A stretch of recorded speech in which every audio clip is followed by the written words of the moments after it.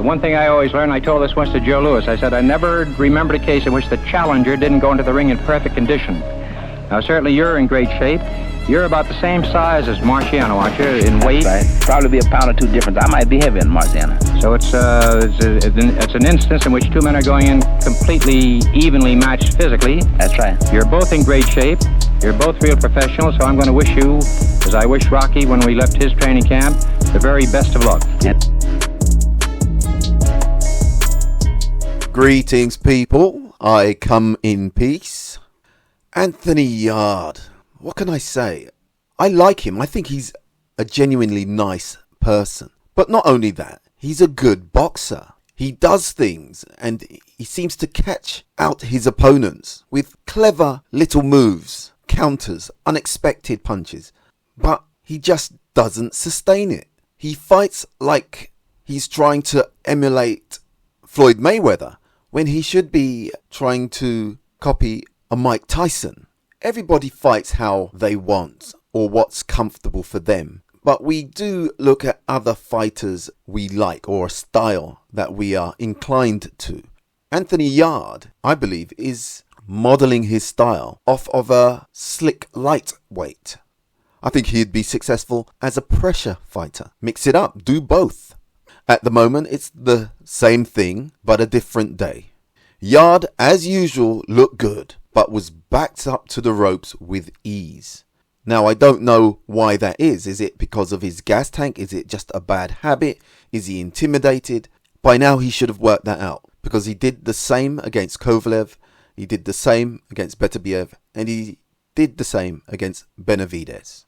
The first few rounds, Yarde was countering Benavidez beautifully. And Yarde wouldn't let Benavidez get his 4, 5, 6, 7 punch combinations off. But as Yarde got weary, he kept backing off to the ropes. And that's the last place you want to be with a fighter like Benavidez. As soon as he started to do that, the writing was on the wall. Benavidez, as he does, just poured the pressure on, and after dropping Yarde in the 7th and getting a point deducted for hitting Yarde on the floor, he finished him off with a barrage in the last minute of the 7th round. The referee stepped in after Yarde was taking heavy shots on the ropes and was bloodied and buzzed quite severely. It was a fair stoppage. It was beginning to look like torture.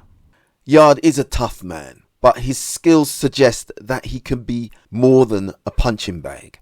He always looks good, but never quite gets over the line when he fights world-class boxers. I would have liked to see Yarde do something special and beat David, but recent history didn't suggest he would. It was more of the same. You see, he looks the part, doesn't he? But where's the substance, the edge, the finale? He's the nearly man. He's the epitome of all aesthetics, but no payoff, no sustained intensity. I think he's a wasted talent. Too much too soon, maybe. He and his team didn't do things conventionally, methodically or correctly at the start of his career. They believed in him too much. There's a reason why there's an established route to greatness. What made me circumspect about Yarde was the way he acted when confronted by Hosea Burton many years ago now. I'm Hosea Burton. Yeah, in case you don't know me, man. Let's make it happen, man. Let's get it going. We'll make it happen. Cool, we're both excited. Listen, we're both excited. We both can fight. Yeah. You say I'm not up to you, but let's get it going, man. Yeah. You said that's people saying I'm not up to him. Yeah, you and you. This is what I'm saying. This is energy. Let's get it fight on, man. What's up with you? Get your fight on Saturday. Yeah. God willing, you come through it. Come on. And then we'll get it on. Listen. Love. Lions in the coat. Lions, that's Wizard of Oz. Wizard of Oz. No courage. Hey, got no courage, bro. Wizard of Oz, Lions. Lions in the camp. Wow, how cringy was that? It sounds corny and arrogant. What has Lions in the camp got to do with it? Will you or won't you take the fight? It was a weird and out of context response. Let him fight me. I'm his live opponent. That'll be his first live opponent. Truth is, get it on. Man, for him, we couldn't even look him in the eye this morning, lad. Couldn't look him in the eye. Hey. He's head turned. Couldn't even look. dare I say, children. Awkward and embarrassing. Kind of happened with you in the yard. Yeah, shit yourself. What was that, mate? What happened? I never put it on him. I wasn't being... He wasn't being disrespectful. I just said, I introduced myself. I'm Jose Burton because he doesn't seem to know me. Yeah. Now you know him. Right, now he knows me. And then I asked him for a fight and then he was like... Lions. Well, For goodness sake. I'd love to disagree, but he's right. You've got to love the straight-talking northerners. They used to call us the fluffy southerners. And in many cases, they are right. I'm sad to say. We are up our own backsides. I remember Eddie Hearn offered Anthony Yarde £100,000 to fight Jose Burton, and that was very good money for him then, and would have been his biggest payday. Because, not having a pop at Anthony Yarde, but he was offered a lot of money for the fight tonight. I offered him so much money that I thought there's absolutely no way he'll turn this fight down, and they still turned it down. I don't know what Yarde turned down the fight, or actually pulled out of the fight with Jose Burton. And you can't say, we're not fighting a final eliminator when you're fighting the guys that he's fighting. Like he fought Serge Locker, great matchmaking because he's shot to bits and he's been rounds. But the guy they're fighting in the copper box on February the 10th, I mean, you want to say that he's better than Jose Burton. And I'll pay big money for that fight. In fact, no problem paying Yarde a six-figure purse to fight Burton. Apparently they don't want the British title, they want to go and fight for the world title, so we'll see how long these opponents keep rolling his career. The problem with Yarde is, and this has been why his matchmaking's been poor, they've never boxed anyone even top 15 in the world or with that ability, right? So how do you go from Travis Reese or whatever his name, Reeves, to Kovalev? The answer is you don't. But unfortunately, they've avoided the domestic route and gone this WBO European. They've kept defending it, and now they find themselves mandatory for Kovalev. So what do you do? We're not worried about British domestic Jose Burton. Who cares about that? We're going down the WBO route, right? Well, you've done it, and now you're there. So take the fight. You can't just listen to a trainer saying, well, that fight's got to be at Arsenal with us as the A side, or it ain't happening. You might as well just say, we're not taking the fight. Do you know what I mean? But this is where they should have boxed Jose Burton, Joshua Buatsi. And if you can beat those guys, then you're ready for Kovalev, because they haven't had the right fights, but they're there, and they've said this is what they want to do, so now they're going to have to do it. This is the problem. He didn't fight the fights he needed at the beginning of his vocation, his pursuit of excellence. He should have dealt with his domestic rivals first, instead of going into big fights before he's cut his teeth. Yarde's career has been a slow, fast, then slow, then fast, slow, fast. No consistency. He was matched easy, then thrown in with Kovalev. Came close to winning at one stage, but wasn't moved along consistently and progressively to prepare him sufficiently for an experienced boxer like Kovalev. He went from Travis Reeves, a 17-3 non-puncher, to an experience-laden champion. Yarde's previous fights were steady, and he was ready for a step up on the British level. But instead, he chose a leap up to fight Kovalev. After that loss, I didn't expect him to come back and fight a brute, but at least someone half decent. His next opponent was abysmal, a ridiculous matchup. He went from Sergey Kovalev, a WBO, IBF, WBA undisputed champion who was 33-3 at the time, to Diego Ramirez, who had 4 wins and, wait for it, 48 losses. And I'm happy to announce, 5 years later, Diego is still fighting and now has a record of 5 wins and 74 losses. What's going on here? That's just not congruent, is it? Then he fought a few other inferior opponents, had a loss and a win against Lyndon Arthur, a domestic rival. I mean, that should have told us all we needed to know. Then he gets a fight with Artur Beterbiev. Again, jumps up abruptly in levels when he's clearly unprepared for the task at hand. You see, the extremes again. Beterbiev, unbeaten in 19 fights at the time, with a 100% knockout ratio. His previous fight with Stefani Koikov couldn't prepare him enough for Beterbiev. He loses to Beterbiev after a brave performance, but once again, it was a long shot.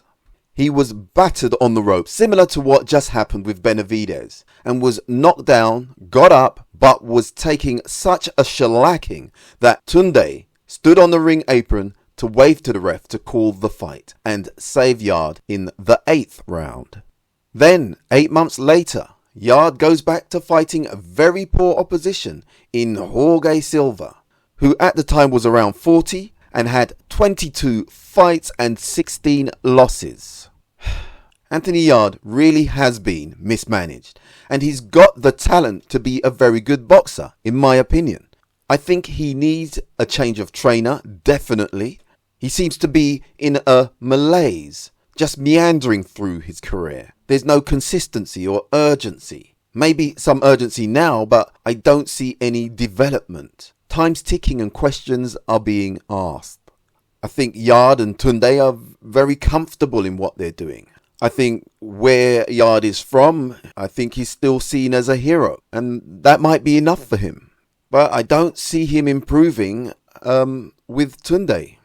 To underline my point, in an interview with Boxing King Media, Yarde actually said he needs to learn. He needs to be tactical. He said maybe he needs to do drills and work on grappling, tying up, move when he needs to move, instead of being a braveheart. He's never practiced getting hurt, but he's getting the experience. I'm paraphrasing, but those are his words, his sentiments.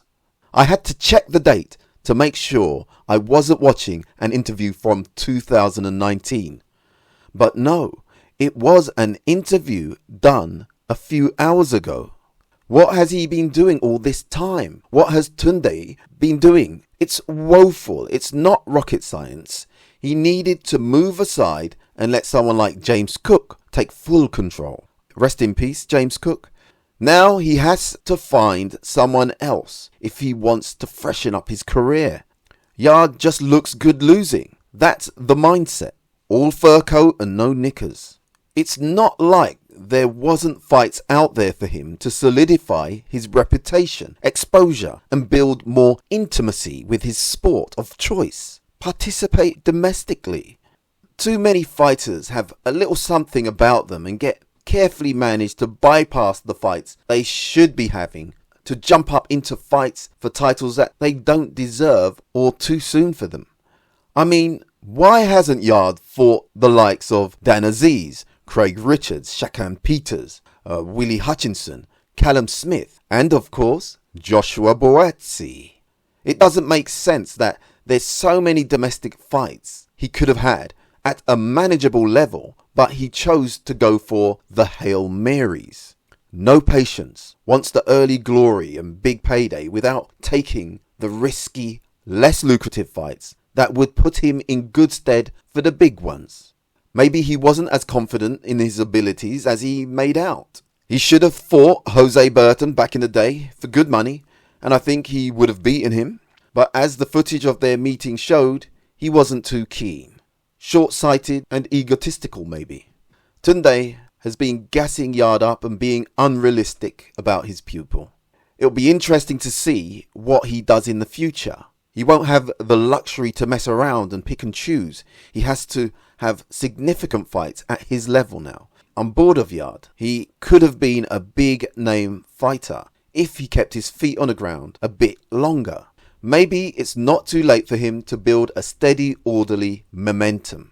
It was unlikely that Yarde would beat Benavidez, particularly after seeing Yarde v Arthur 3. It didn't fill me with confidence.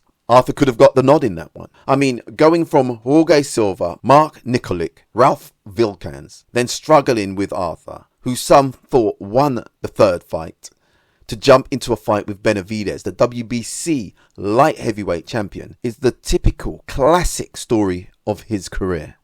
Luckily for him, there is plenty of domestic fights for him. Isn't that so inverted? You're supposed to fight the domestic fights first. Sharpen your tools. Build true confidence and belief. Then fight the champions. Not the other way around. Anyway, that's my take. Thanks for listening. Please subscribe. And remember, choose life. Thank you. I think positive always. I believe I can do anything, and boxing's been it is my business, and it's been my business. I don't know all the answers, but I'm the greatest authority in the world on Sugar Ray Robinson, and I have some idea on just what he can do and